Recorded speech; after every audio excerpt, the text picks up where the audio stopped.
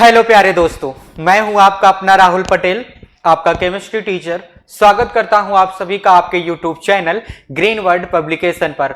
हम लोग बात कर रहे थे हाई स्कूल के साइंस की, जिसमें मैं आप लोगों को केमिस्ट्री पढ़ा रहा हूं। मैं आपको बता दूं कि हम लोग राजीव क्वेश्चन बैंक के क्वेश्चंस को सॉल्व कर रहे हैं, ठीक है। और उसमें जो भी टॉपिक आते जा रहे हैं आप लोगों को प्रॉपरली उसको पढ़ाते भी जा रहे हैं, ठीक है ना। माने कि अगर हम क्वेश्चन सॉल्व करा रहे हैं तो उससे जो भी कॉन्सेप्ट रिलेटेड हैं वो कॉन्सेप्ट भी साथ के साथ पढ़ाते जा रहे हैं, और जिससे क्वेश्चन हम लोगों को करने में कोई दिक्कत ना हो, इजी हो जाए ठीक है ना। तो ज्यादा बातें नहीं करेंगे। हमने आपको ऑलरेडी 2 लेक्चर दे दिया है जिसमें मैंने आप लोगों को कॉन्सेप्ट भी पढ़ाया है, बहुविकल्पी प्रश्न को भी कराया है। आज आगे हम लोग बात करेंगे। आगे कौन सी बात करेंगे हम लोग भाई? आज हम लोग बात करने जा रहे हैं लघुत्तरी प्रश्नों की। किसकी बात करने जा रहे हैं? लघुत्तरी प्रश्नों की, जो 4 अंक का होता है। एक क्वेश्चन इसका 4 अंक का होता है, तो आप लोग को इसको जरूर करना है। जो भी क्वेश्चंस दिए जा रहे हैं यहाँ पे वो इंपॉर्टेंट क्वेश्चंस हैं, ठीक है ना। यानी कि सिलेक्टेड क्वेश्चंस हैं जो कि बार बार पूछे जाते हैं और जिनके आने की संभावनाएं बहुत ज्यादा होती हैं, ठीक है कि नहीं? ठीक है, ठीक है। एक बात और भी रह गई है मेरे मन में भाई, आप लोग लिंक देख रहे हो, वेबसाइट का लिंक। इस वेबसाइट पे जाकर के आप लोग अपने किताब को, जो ग्रीन वर्ड पब्लिकेशन की बुक्स होती हैं, आप लोग उसको मंगा सकते हो, जिससे आप लोग अपनी पढ़ाई को बूस्ट कर सको, ठीक है ना। और यहाँ से आप लोग राजीव क्वेश्चन बैंक को भी मंगा सकते हो घर बैठे, ठीक। आप लोग लिंक पे जाइएगा, ये जो आपको वेबसाइट दिया गया है इस पे जाइएगा और आप लोग इस वेबसाइट से बुक को परचेस कर सकते हो, ठीक है। बाकी आप लोग जब राजीव क्वेश्चन बैंक को सॉल्व कर रहे होते हैं तो भाई उसमें डाउट आता है। तो जब आपको डाउट आएगा भाई, ऑब्वियस सी बात है, आप क्वेश्चन कर रहे हो तो उसमें डाउट आना ही है। तो जब आपको डाउट आएगा तो आप आ जाइएगा यूट्यूब पर, अपने ग्रीन वर्ड पब्लिकेशन चैनल पर। ग्रीन वर्ड पब्लिकेशन चैनल पे आओगे, आप उस पर डाउट को अपने रिजोल्व कर सकते हो, ठीक है ना। वीडियो को देखिएगा। तो हम लोग ज़्यादा बातें नहीं करेंगे, चलिए स्टार्ट कर लेते हैं आज का लघुत्तरी प्रश्न, जिसमें हम पहले क्वेश्चन की बात करेंगे। फर्स्ट क्वेश्चन क्या है आपका भाई साहब? फर्स्ट क्वेश्चन आपका है, हाँ, फर्स्ट क्वेश्चन आपसे कह रहा है कि निम्नलिखित समीकरण को संतुलित करना है। अच्छा, मैंने आप लोगों को संतुलित करना अभी नहीं पढ़ाया है, संतुलित करना नहीं पढ़ाया है, लेकिन एक इसका ट्रिक बता देता हूँ कि जब हम किसी रासायनिक समीकरण को संतुलित करते हैं, क्या करते हैं? जब किसी रासायनिक समीकरण को संतुलित करते हैं, समीकरण को संतुलित करना, थोड़ा सा इसके बारे में बता देते हैं ताकि हम लोग क्वेश्चंस को आसानी से कर पाए। मैं तो ट्रिक लगा के सॉल्व करता हूँ, आप लोग भी मेरे द्वारा देखकर आप भी सॉल्व कर सकते हो ट्रिक के द्वारा। समीकरण को संतुलित करना,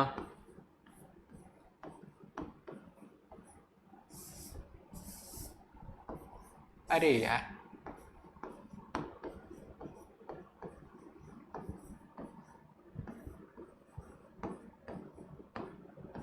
बैलेंसिंग ऑफ इक्वेशंस।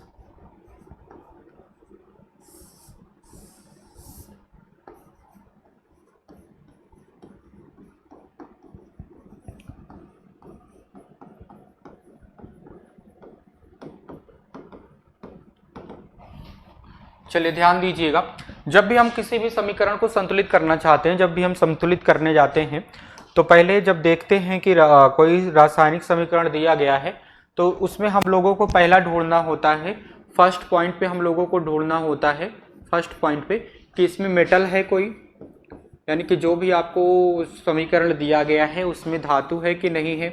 आपने धातु को ढूंढना है, उसको बैलेंस कर लेना है, ठीक है। इसको संतुलित करने के बाद आपको सेकंड पॉइंट में देखना है, सेकंड पॉइंट में देखना है कि कोई अधातु है, कोई अधातु है यानी कि नॉन मेटल है, इसको चेक करना, फिर इसको बैलेंस कर लेना, ठीक है। नॉन मेटल यानी कि अधातु, ठीक। अब बात कर लेते हैं इसके बाद थर्ड नंबर पे किसको बैलेंस करना है भाई साहब? थर्ड नंबर पे हम लोग बैलेंस करेंगे ऑक्सीजन को। किसको बैलेंस करेंगे? ऑक्सीजन को बैलेंस करेंगे। फिर उसके बाद अगर हम बात करें फोर्थ नंबर पे किसको बैलेंस करना है? फोर्थ नंबर पे हम लोग हाइड्रोजन को बैलेंस करेंगे। धातु में आप लोग कई सारी धातुएं ले सकते हो, जैसे सोडियम, मैग्नीशियम, पोटासियम, एल्यूमिनियम वगैरह वगैरह धातुएं ले सकते हो। अधातु की बात करते हैं तो अधातु में आपको कार्बन, नाइट्रोजन, ठीक है, फास्फोरस, ये सारी चीज़ें हम लोगों को लेना है। ऑक्सीजन तो ऑक्सीजन है, हाइड्रोजन तो हाइड्रोजन है। तो इस क्रम से अगर हम बैलेंस करेंगे तो हम लोग बहुत आसानी से किसी समीकरण को संतुलित कर सकते हैं। ठीक है, तो आपको दिया गया है कि आप ये निम्न अभिक्रिया, पहले आप लोग उसको लिखो, तो उसी पार्ट में हम आपको बता देते हैं कि क्वेश्चन जो आपको दिया गया है इसको कैसे हम लोग संतुलित कर रहे हैं। ठीक है ना, माने कि हम उस पर सॉल्व करा देते हैं। आपको तो पहले मेथड बता दिया हमने। ये मेथड तो हम नहीं कह सकते, इसको ट्रिक बोल सकते हैं। मेथड का मतलब ये होता है कि जब आप बैलेंस कर रहे होते हो तो आपको पूरा लिखना पड़ता है। आप एक बार धातु को बैलेंस कर लो, फिर जितने भी स्टेप बने, फिर उसके बाद अधातु को बैलेंस करो, जितने भी स्टेप बने, इसे बार बार करना रहता है, तो उसमें तो बहुत ज़्यादा माथापच्ची हो जाता है। तो मैं आप लोगों को ट्रिक बता दिया हूँ, आप ट्रिक के द्वारा आसानी से इसको सॉल्व कर सकते हो। इन क्वेश्चंस को संतुलित करने वाले क्वेश्चंस को आसानी से आप लोग संतुलित कर सकते हो। ये ट्रिक दिया गया है कि आप धातु को पहले बैलेंस करना, फिर अधातु को बैलेंस करना, फिर ऑक्सीजन को बैलेंस करना। अगर जब कभी भी पानी बन रहा होता है, किसी अभिक्रिया में अगर पानी बन रहा होता है, तो आप ऑक्सीजन को बैलेंस करोगे, हाइड्रोजन अपने आप बैलेंस हो जाएगा। ठीक है, चलिए क्वेश्चन को कराते हैं। इसको हटा देते हैं सेव करने के बाद, क्लीन हो गया। फिर आगे बात करते हैं, हम लोग क्वेश्चंस को सॉल्व करते हैं। क्वेश्चन आपको दिया गया है ये समीकरण, आपको ये समीकरण दिया गया है, कह रहा है कि इसको आप संतुलित करके दिखाओ। इसमें पानी भी बन रहा है, देखो जरा, इसमें पानी भी बन रहा है कि नहीं बन रहा है? इसमें पानी बन रहा है ना, देखो इसमें पानी भी बन रहा है, और कह रहा है कि इसको आप संतुलित करके दिखाओ। तो चलिए इसको संतुलित करते हैं। पहले अगर हम फर्स्ट नंबर की बात करते हैं, फर्स्ट पॉइंट की, तो देखो जरा, आपको कहता है कि आप धातु को बैलेंस करो। धातु इसमें ढूंढो, धातु कौन सा है? इसमें हमको तो धातु नहीं है, इस वाले में देखो सोडियम धातु है कि नहीं है? तो पहले सोडियम को बैलेंस करते हैं। सोडियम को अगर हम बैलेंस करेंगे तो यहाँ पे क्या रहेगा भाई, एक सोडियम है, यहाँ पे देखो दो सोडियम है। तो जब भाई इधर दो सोडियम है तो यहाँ पे भी दो होना चाहिए। तो यहाँ पे लिख देते हैं, क्या लिख देंगे भाई, हम लोग लिख देंगे, यहाँ पे लिखेंगे 2NaOH। भाई हमने लिख दिया 2NaOH कर दिया। ठीक है, अब देखो तो सोडियम बैलेंस हो गया, लेकिन जब इसकी बात करेंगे यहाँ पे 2 ले लेंगे तो ये ऑक्सीजन भी डबल हो जाएगा। अब इसके बाद किसको बैलेंस करना होता है? इसके बाद किसको बैलेंस करने के लिए मैंने कहा था, आप अधातु को बैलेंस करो। अधातु में मैंने बताया था कि कार्बन हो सकता है, फास्फोरस हो सकता है, नाइट्रोजन हो सकता है, सल्फर हो सकता है। तो इसमें देखो कौन सा धातु आपको नजर आ रहा है, आपको सल्फर नजर आ रहा है कि नहीं आ रहा है? आ रहा है ना, इसमें देखिए जरा, सल्फर नजर आ रहा है ना, तो देखो सल्फर है, तो सल्फर इधर एक है, इधर भी एक है, कोई बात नहीं। ऑक्सीजन की बात कर लेते हैं, अगर हम इस समीकरण को पूरा लिख देते हैं एक बार। भाई जहां पे जो बैलेंस हो उसको मत लिखिएगा, नहीं तो उसको भी बैलेंस करने में जुट जाओ। जो बैलेंस रहे उसको नहीं लिखना है हम लोगों को, ठीक है कि नहीं? ठीक है, हाँ, नहीं तो इसी में जुटे रहो, फिर टाइम फालतू के खराब करो। और पानी भी बन रहा है, कह रहा है पानी भी बन रहा है, तो पानी भी बना देते हैं, H2O बन रहा है, बना दिया। अब देखिए जरा, सोडियम को मैंने बैलेंस किया है, हाँ बैलेंस किया। सल्फर बैलेंस था, अधातु था, बैलेंस है। फिर उसके बाद कहता है, अभी मैंने लिखा था ना ट्रिक में कि ऑक्सीजन को बैलेंस करिए, तो ऑक्सीजन को देखिए जरा, ऑक्सीजन बैलेंस है कि नहीं है? इधर ऑक्सीजन टोटल हमको हो जाएगा, देखो ये 2 ऑक्सीजन हो जाएगा। पहले इधर वाला पूरा लिख देते हैं यार, नहीं कहोगे सर आप वहाँ से और दिखा रहे हो और यहाँ से दिखा रहे हो, तो दिक्कत ना हो आप लोग को कोई भी, इसलिए हमने इसको भी लिख दिया। अब देखो यहाँ पे ये H2SO4 है ना, माने कि ऑक्सीजन यहाँ पे 4 है, 4 2 6 ऑक्सीजन हो गया। तो यहाँ पे कितना हो रहा है भाई साहब, यहाँ पे हो रहा है 4 और 1 5। ठीक है, तो ऑक्सीजन को बैलेंस करते हैं। अगर हम ऑक्सीजन को बैलेंस करेंगे तो उसको बैलेंस करने के लिए भाई उधर 6 है तो इधर भी 6 होना चाहिए। इसमें तो बैलेंस नहीं करेंगे, यहाँ पे तो नहीं बैलेंस करेंगे ना, ये देखो ये वाले पार्ट में नहीं बैलेंस करेंगे। अगर वहाँ पे करने जाएंगे ना तो जो सोडियम धातु था वो भी गड़बड़ा जाएगा, सल्फर भी गड़बड़ा जाएगा। ऑक्सीजन मुझे जल में भी देख रहा है, तो जल में ही बैलेंस कर देते हैं। बैलेंस हो गया, 2 आगे लिख दिया हमने ना, 2 लिख दिया कि नहीं लिख दिया? अब भाई जब हमने 2 आगे लिख दिया तो वो बैलेंस हो गया, इधर भी ऑक्सीजन 6, उधर भी ऑक्सीजन 6। अब जब इससे ही आपने ऑक्सीजन को बैलेंस किया, वैसे हाइड्रोजन भी बैलेंस हो जाता है, वैसे ही हाइड्रोजन अपने आप बैलेंस हो जाता है। और ये कंडीशन तभी होती है जब पानी बन रहा होता है किसी अभिक्रिया में। समझ में आया कि नहीं आया?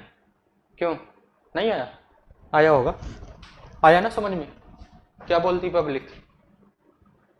फिर से बता देते हैं, रुक जाओ, इसको हम सेव करते हैं, फिर इसको डिलीट करते हैं, क्लीन करते हैं, तो क्लीन हो जाओ आप। मैंने आपसे कहा कि जब भी हम एक बार आप लोग ध्यान से सुन लो, आप लोग अपने आप ही बैलेंस कर लोगे। ट्रिक क्या है बैलेंस करने का?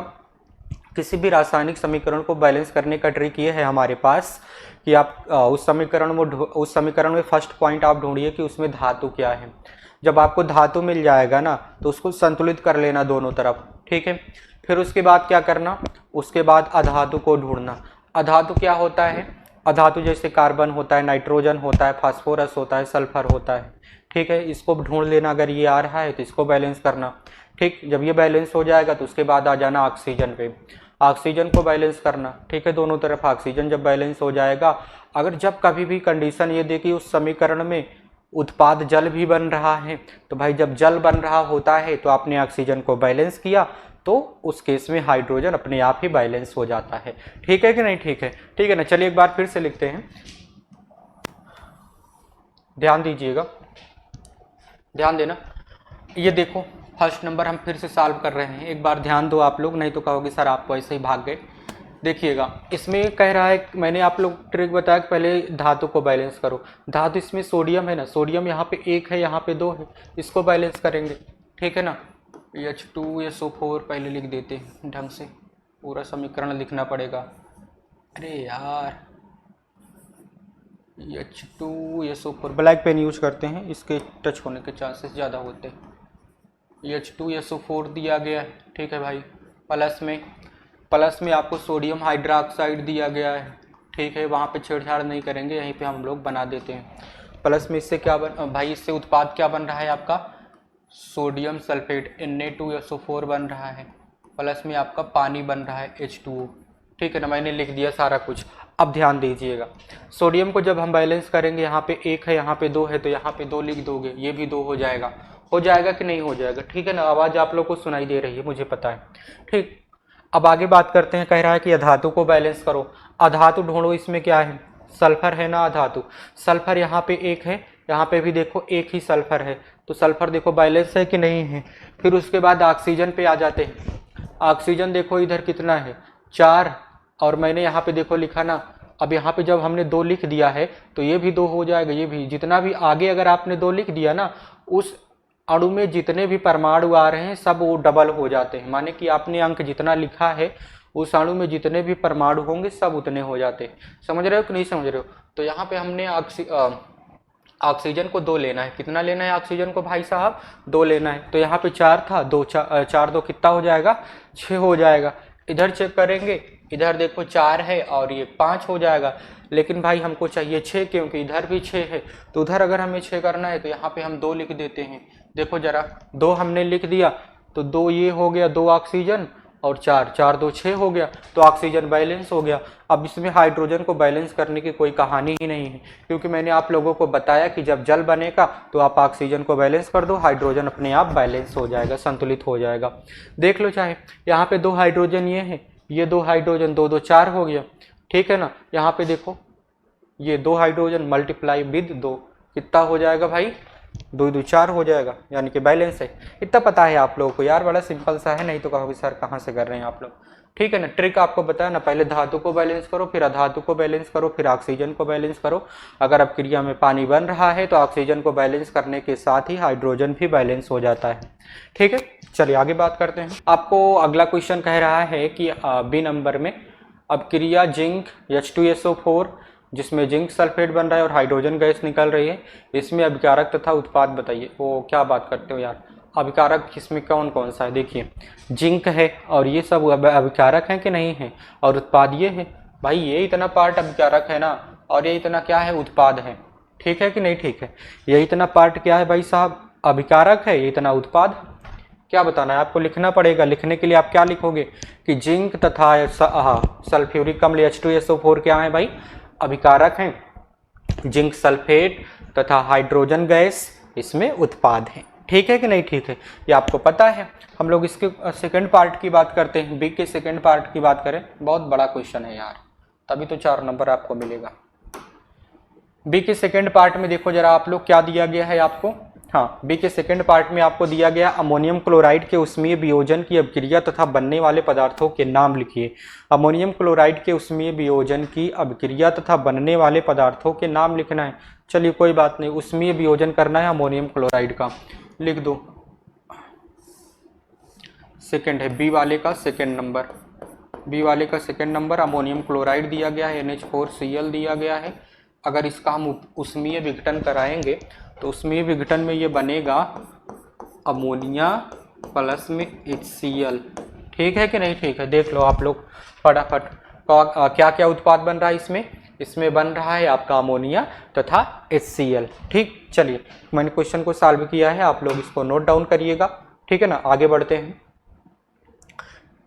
नेक्स्ट लेक्चर में आप लोगों को सारा कॉन्सेप्ट रिवाइज भी करा देंगे।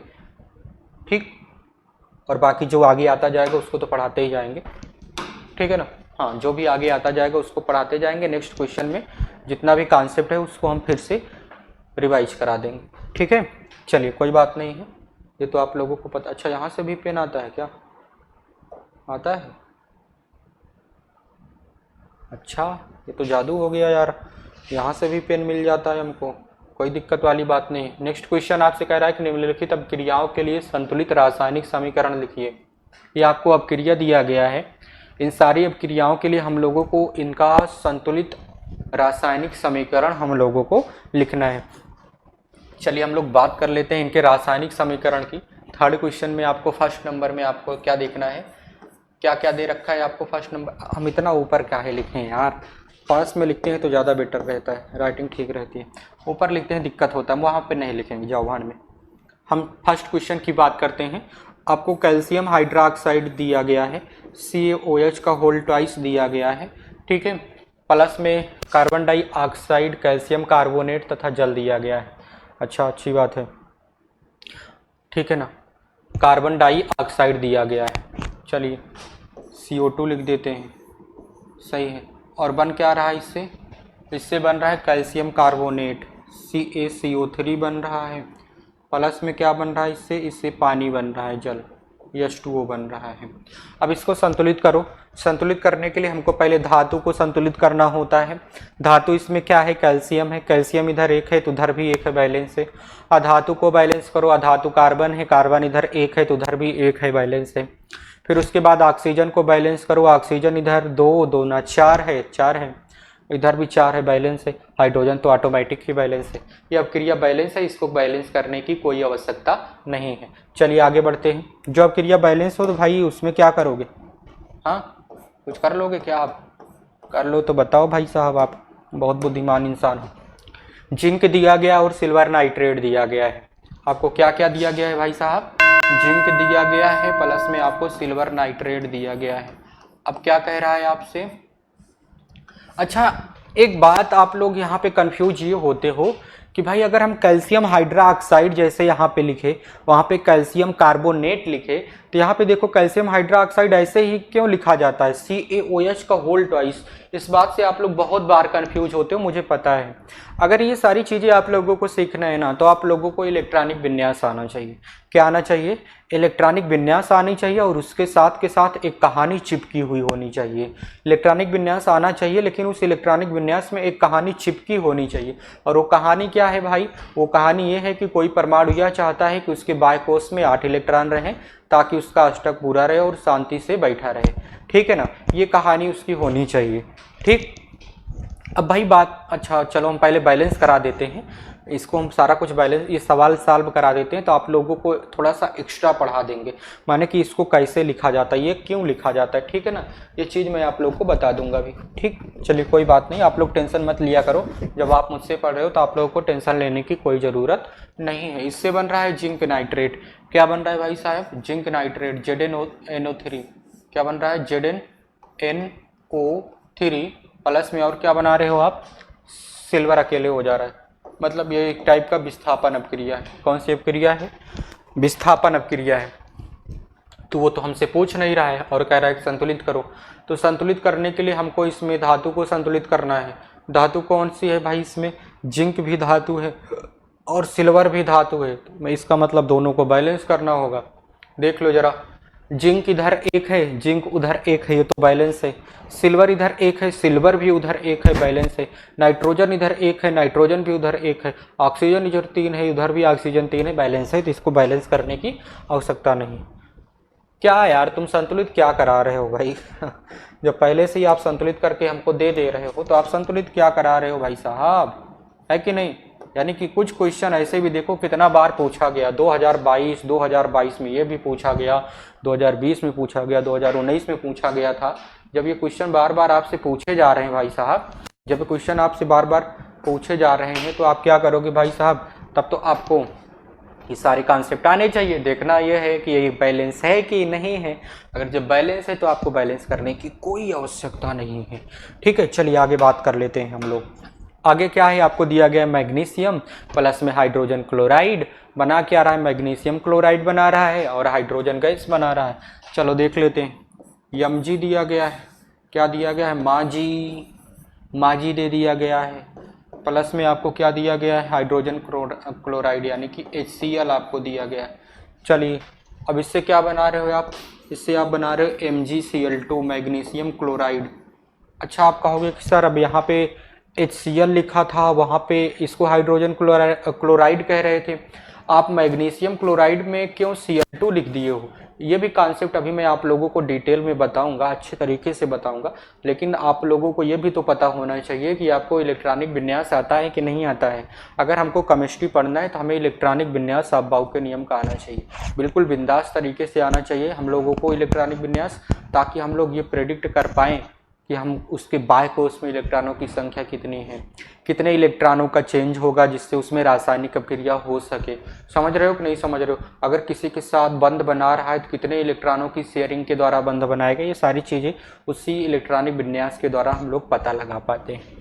ठीक है कि नहीं, ठीक है। चलिए उसकी बात तो बाद में करेंगे, पहले हम अभी जो हमारा क्वेश्चन है उसको सॉल्व करते हैं। इतना मैंने लिखा, और क्या कह रहा है इस पर, हाइड्रोजन भी बन रहा है। चलो हाइड्रोजन भी लिख देते हैं भाई, बना दिए।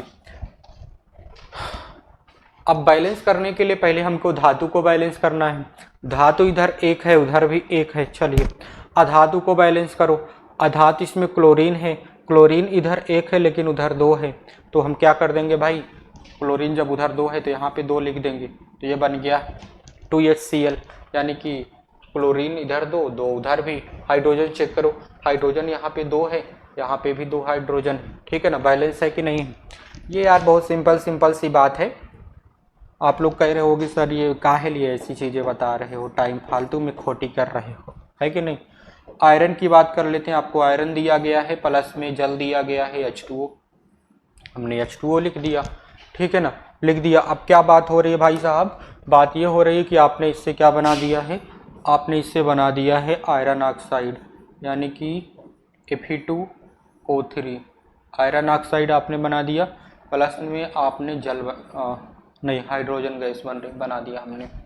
अब कह रहा है कि इसको संतुलित करके दिखाओ। क्या करके दिखाओ भाई साहब, आप इसको संतुलित करके दिखाओ। करके दिखाते हैं। चलो पहले धातु को ढूंढो, धातु कौन है इसमें, आयरन है कि नहीं है। आयरन इधर एक है लेकिन उधर आयरन दो है। अब भाई जब उधर आयरन दो है तो यहाँ पे भी दो होना चाहिए, दो मैंने कर दिया। ठीक है भाई, आयरन बैलेंस हो गया दोनों तरफ। अब किसको बैलेंस करना होता है, अधातु को। अधातु क्या होती है भाई, अधातु होता है इसमें, अच्छा इसमें अधातु की बात करें तो अधातु नहीं है, अधातु इसमें नहीं है। ठीक है, तो किसकी बात करें, तब हम सीधे सीधे बात कर लेते हैं। इसमें आप किसको बैलेंस करो, ऑक्सीजन को। ऑक्सीजन उधर देखो तीन है, इधर एक ही है, तो तीन करने के लिए यहाँ पे हम लोग तीन लिख देंगे। क्या लिख देंगे भाई साहब, तीन। तो तीन ऑक्सीजन इधर हो गया, तीन ऑक्सीजन उधर भी हो गया। हो गया कि नहीं हो गया, हो गया ना, बैलेंस हो गया। अब हाइड्रोजन को बैलेंस करते हैं। हाइड्रोजन देखो 3 दूना 6 इधर है ना, हाइड्रोजन देखो 3 दूना 6 इस साइड पे है।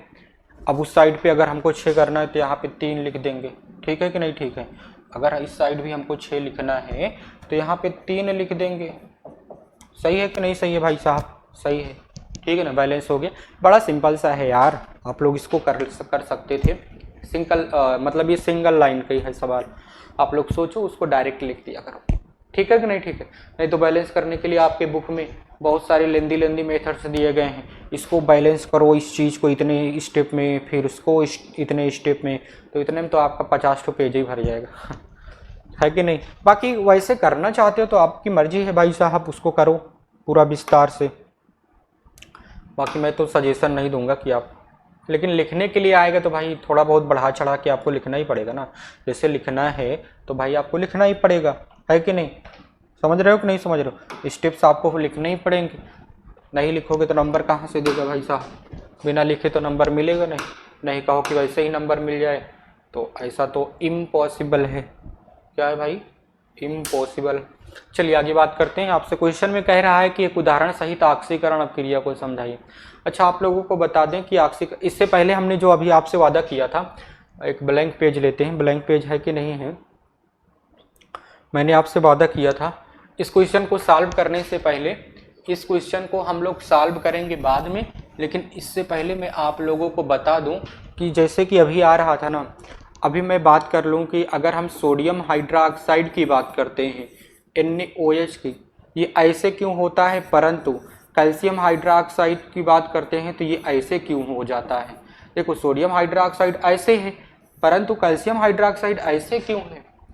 समझ रहे हो कि नहीं समझ रहे हो? समझ रहे हो ना। ये सारी कहानी डिपेंड करती है इलेक्ट्रॉनिक विन्यास पे। यानी कि आप लोग फार्मूला लिखने में आप लोग को प्रॉब्लम होती है ना किसी का, तो भाई आ जाओ, अगर प्रॉब्लम होती है तो ध्यान दो। अगर आपको सोडियम हाइड्रोक्साइड ऐसे दे रहा है तो इसके पीछे कुछ कहानी है, और वो कहानी आती है उसके इलेक्ट्रॉनिक विन्यास से। जब आप सोडियम का इलेक्ट्रॉनिक विन्यास करते हो, करके देख लो, जब आप सोडियम का इलेक्ट्रॉनिक विन्यास करते हो यानी कि 11 का करते हो, तो 1s2 2s2 2p6 3s1 है ना। इसके लास्ट वाले सेल में देखो एक इलेक्ट्रॉन है, लास्ट वाले सेल में एक इलेक्ट्रॉन है कि नहीं है। यानी कि अभी मैंने ये कहा था कि ना, जब आपको इलेक्ट्रॉनिक विन्यास आना मतलब पता हो तो उसके साथ एक कहानी और चिपका दो कि कोई परमाणु यह चाहता है कि उसके बाह्य कोश में 8 इलेक्ट्रॉन हो, कोई परमाणु यह चाहता है कि उसके बाह्य कोश में कितने इलेक्ट्रॉन हो भाई साहब, 8 इलेक्ट्रॉन हो, ताकि उसका अष्टक पूरा रहे और शांति से चिल करता हुआ बैठा रहे, बोले कि चिल ब्रो। ठीक है कि नहीं? ठीक है, ठीक है ना। तो भाई इसके बाह्य कोश में एक इलेक्ट्रॉन है, पता है ना, दिख रहा है कि नहीं दिख रहा है। इसके बाह्य कोश में एक इलेक्ट्रॉन है, अगर इसको अष्टक पूरा करना है तो 6 इलेक्ट्रॉन तो ले नहीं पाएगा, क्योंकि लास्ट वाला सेल तो इसका यस है। यस में कहाँ आते हैं? यस में तो मैक्सिमम 2 ही इलेक्ट्रॉन रखे जाते हैं ना, तो कहाँ रखोगे 6 इलेक्ट्रॉन? आप नहीं रख पाओगे। तो इससे अच्छा है कि ये सोचेगा कि ये वाला लास्ट वाले सेल से एक इलेक्ट्रॉन को हटा देते हैं, माने कि निकाल देते हैं, तो जैसे ही इलेक्ट्रॉन हटेगा इसका कोश का कोई वैल्यू नहीं रहेगा। समझ रहे हो कि नहीं? कोश ही हट जाएगा, तो बचेगा कौन? बचेगा ये वाला और ये वाला। देखो बचेगा कौन कौन?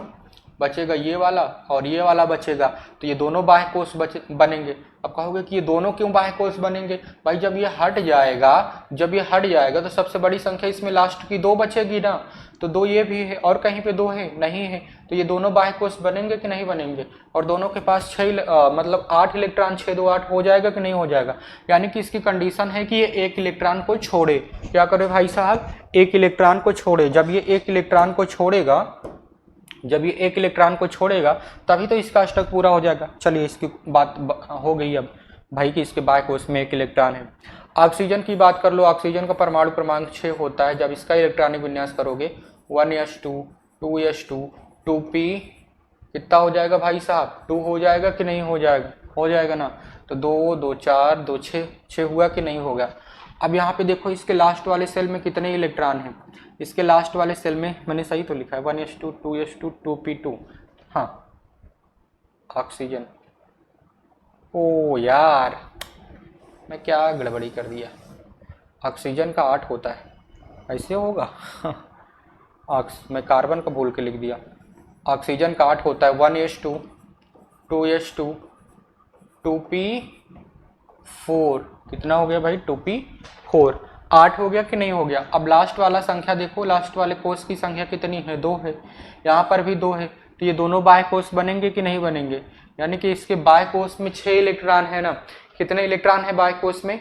6 इलेक्ट्रॉन है। अगर इसको अष्टक पूरा करना है तो कितना इलेक्ट्रॉन चाहिए इसको? 2 इलेक्ट्रॉन चाहिए। और इसके पास अभी जगह है, पी वाले में 6 इलेक्ट्रॉन रखे जाते हैं कि नहीं रखे जाते हैं? यानी कि अभी इसके पास 2 इलेक्ट्रॉन रखने की जगह भी है, तो भाई ये रख लेगा कि नहीं रख लेगा? अष्टक भी पूरा हो जाएगा। यानी कि अभी ये 2 इलेक्ट्रॉन ले सकता है। आगे बात कर लेते हैं। इसमें रह गया है हाइड्रोजन। तो हाइड्रोजन का जब आप इलेक्ट्रॉनिक विन्यास करते हो, एक ही तो होता है परमाणु क्रमांक ना, इसका तो 1s1 ही होगा। भाई ये तो कभी इसकी औकात ही नहीं होगी कि ये ले ले इलेक्ट्रॉन, इसकी कभी औकात ही नहीं होगी कि ये इलेक्ट्रॉन ले ले। तो ये क्या करेगा भाई साहब? ये इलेक्ट्रॉन को छोड़ेगा। ये लास्ट भाई, इसका लास्ट क्या प्रारंभिक, इसका तो यही है कि नहीं है? इसके पास एक इलेक्ट्रॉन है, तो ये क्या करेगा? अब यहाँ पे कंडीशन देखो, ऑक्सीजन को चाहिए 6 इलेक्ट्रॉन, 6 इलेक्ट्रॉन है ऑक्सीजन के पास। ऑक्सीजन के पास कितने इलेक्ट्रॉन है भाई साहब? 6 इलेक्ट्रॉन है, चाहिए कितना 2। हाइड्रोजन के लास्ट वाले सेल में 1 इलेक्ट्रॉन है, हाइड्रोजन तो एक इसको दे देगा, हाइड्रोजन तो एक इसको दे देगा, जिससे ये बना लेगा OH। क्या बना लेगा OH, बन जाएगा कि नहीं बचे, बन जाएगा। लेकिन अभी तो इसके पास सिर्फ 7 ही इलेक्ट्रॉन हुआ है ना, 8 होना चाहिए कि नहीं होना चाहिए, होना चाहिए ना। तो भाई OH अभी 1 इलेक्ट्रॉन लेगा, कितने इलेक्ट्रॉन लेगा 1 इलेक्ट्रॉन लेगा। तो जब 1 इलेक्ट्रॉन लेगा तो यहाँ पे देखो सोडियम, सोडियम तैयार है 1 इलेक्ट्रॉन देने के लिए, सोडियम 1 इलेक्ट्रॉन दे पाएगा, ठीक है ना। OH को कितने इलेक्ट्रॉन की आवश्यकता होती है, 1 इलेक्ट्रॉन की आवश्यकता होती है। कितने इलेक्ट्रॉन की आवश्यकता होती है भाई साहब, 1 इलेक्ट्रॉन की आवश्यकता होती है, मैंने प्रूव किया है, आप लोग देख लो। सोडियम क्या करेगा, इसको 1 इलेक्ट्रॉन दे देगा, क्यों, क्योंकि उसके लास्ट वाले सेल में देखो तैयार है ना 1 इलेक्ट्रॉन देने के लिए, है ना, एक इलेक्ट्रॉन तो दे देगा। तो भाई जब दे देगा तो इसके साथ जुड़ जाएगा, सिर्फ 1 इलेक्ट्रॉन की शेयरिंग के द्वारा NaOH बन जाएगा कि नहीं। यानी कि इसने 1 इलेक्ट्रॉन दिया और इसने 1 इलेक्ट्रॉन लिया, ठीक है ना, कहानी क्लियर है। तो इसीलिए NaOH होता है। लेकिन यहाँ पे कहानी ये होती है, यहाँ पे कहानी ये होती है, क्या कहानी होती है भाई साहब, कहानी ये होती है कि आपको कैल्शियम दिया गया है, क्या दिया गया है, कैल्शियम, लेकिन OH भी है, कैल्शियम हाइड्रोक्साइड है कि नहीं है।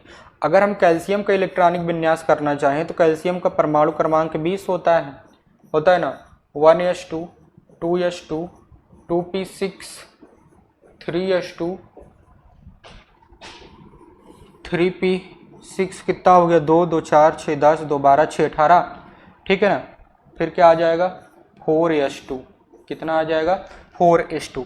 लास्ट वाला सेल देखो 4 है सबसे बड़ी संख्या, और कोई है बड़ी संख्या इसमें 4 नहीं है ना, तो सिर्फ यही बड़ी संख्या है, तो यही बाह्य कोश होगा। यानी कि कैल्शियम के पास देखना चाहोगे तो कैल्शियम के बाह्य कोश में कितना इलेक्ट्रॉन है भाई साहब, 2 इलेक्ट्रॉन है। अगर इसको अपना अष्टक पूरा करना है तो ये क्या करेगा भाई साहब, 2 इलेक्ट्रॉन छोड़ देगा ना, क्या करेगा, छोड़ देगा, क्योंकि लास्ट वाला सेल यस है, तो इसके पास भाई 2 इलेक्ट्रॉन भरे भी हैं और अष्टक भी नहीं पूरा है, तो क्या करेगा, लास्ट वाले सेल से इलेक्ट्रॉन को छोड़ेगा। कितने इलेक्ट्रॉन छोड़ेगा, 2 इलेक्ट्रॉन छोड़ेगा।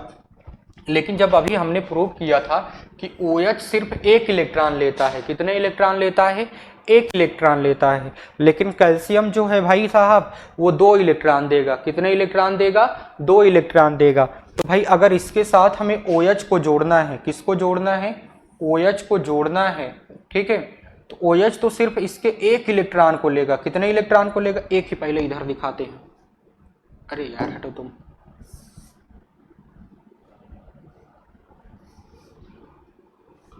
OH इसके सिर्फ 1 इलेक्ट्रॉन को लेगा।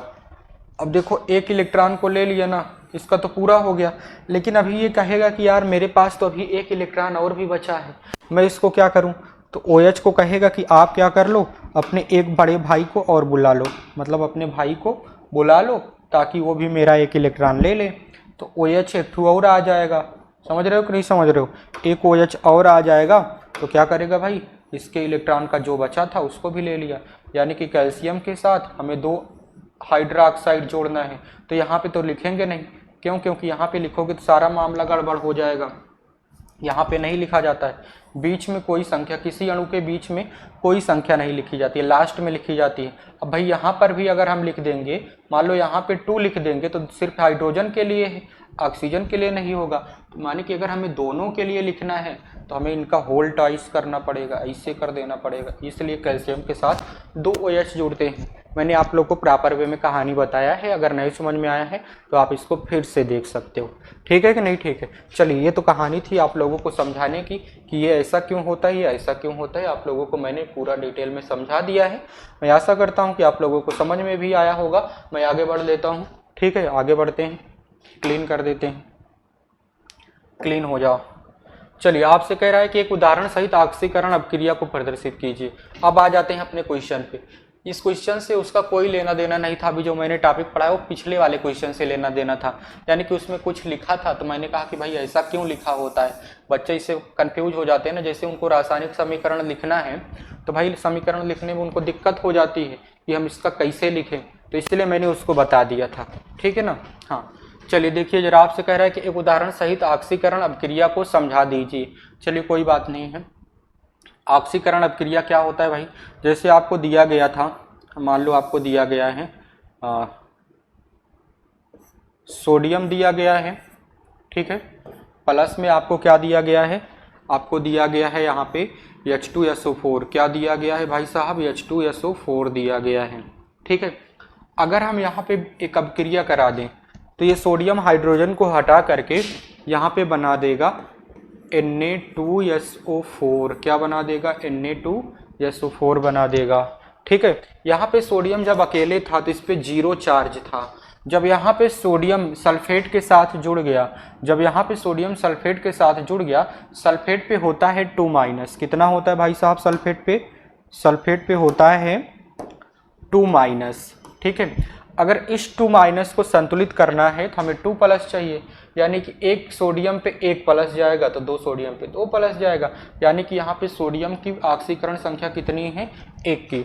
तो ऑक्सीकरण हुआ कि नहीं हुआ, सोडियम का हुआ ना, ऑक्सीडेशन हुआ। और भी बहुत सारे एग्जाम्पल होते हैं, आप लोग देख लीजिएगा।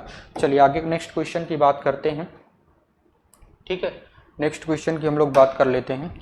नेक्स्ट क्वेश्चन है, तेल एवं वसा युक्त खाद्य पदार्थों को नाइट्रोजन से प्रभावित क्यों किया जाता है। अच्छा, आप लोग इसको करके आइएगा। ये टॉपिक कहाँ पे दिया गया पता आप लोगों को, ये आपको दिया गया विकृत गंधिता वाले टॉपिक में, ठीक है ना, रेंसिडिटी में।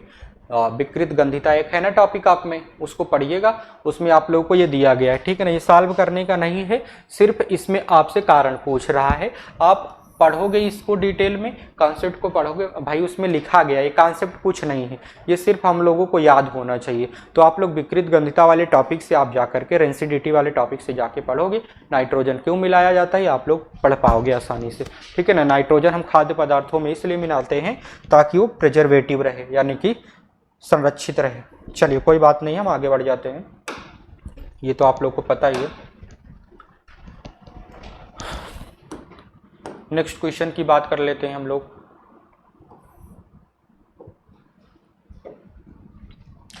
नेक्स्ट क्वेश्चन है, निम्नलिखित पदों को उदाहरण सहित समझाइए, ठीक है। संक्षारण को आपको बताना, ये आप कर लीजिएगा, संक्षारण और विकृत गंधिता, इसमें आपको लिखना है, क्या लिखना है भाई, संक्षारण क्या है, ठीक है। संक्षारण जो जंग लगना जिसको कहते हो ना, ठीक है, रस्टिंग ऑफ आयरन आप लोगों ने पढ़ा है कि नहीं। संक्षारण में क्या होता है भाई, संक्षारण में जब किसी लोहे या लोहे से बनी वस्तु को हम लोग, लोहा या लोहे से बनी वस्तुओं को हम लोग नमी वाले स्थान पे रख देते हैं, तो हवा के कांटेक्ट में आने की वजह से, हवा के कांटेक्ट में आने की वजह से वह क्या बना लेता है भाई, फेरिक ऑक्साइड बना लेता है, क्या बना लेता है, फेरिक ऑक्साइड बना लेता है। और फेरिक ऑक्साइड भूरे रंग का होता है, जो एक प्रकार का रस्टिंग होता है, रस्ट होता है। लोहे का क्या होता है भाई साहब, रस्ट होता है, जंग होता है, ठीक है कि नहीं, ठीक है, ठीक है ना। जैसे अगर हम संक्षारण का सूत्र लिखना चाहें तो संक्षारण का सूत्र हो जाएगा Fe2O3 डॉट उसमें कुछ नमी रह जाती है, H2O लिख देते हैं, कुछ नमी रह जाती है, ठीक है ना। अगर हम विकृत गंधिता की बात करते हैं, विकृत गंधिता यानी कि रेंसिडिटी की बात करें, तो रेंसिडिटी क्या है भाई साहब, रेंसिडिटी एक ऐसी प्रक्रिया है जिसमें खाद्य पदार्थ नष्ट होने लगते हैं, यानी कि उसमें से बदबू आने लगती है कुछ टाइम बाद। फिर उसको, अगर हमें खाद्य पदार्थों को संरक्षित रखना है तो उसमें हम लोग कुछ प्रिजर्वेटिव मिला के रखते हैं, ठीक है कि नहीं, ठीक है। ये आप लोग पढ़े होंगे, आप लोग इसको डिटेल में लिख के आइएगा, जब भी बोर्ड एग्जाम देने जाइएगा, जब भी आपका होगा तो इसको जाइएगा डिटेल में लिख कर आइएगा आप लोग, ठीक है। आगे बढ़ते हैं। हाँ, क्वेश्चन यहीं पे ख़त्म होता है और ये वक्त हो चुका है आप लोगों से विदा लेने का। लेकिन विदा लेने से पहले आप लोगों को मैं बता दूं कि आप लोग अगर अपनी पढ़ाई को बूस्ट करना चाहते हो तो आप लोग अपने YouTube channel green word publication को ज़रूर से ज़रूर सब्सक्राइब करिएगा। मेरा वीडियो ज़रूर पसंद आया होगा, इसको लाइक शेयर कीजिएगा, ठीक है ना।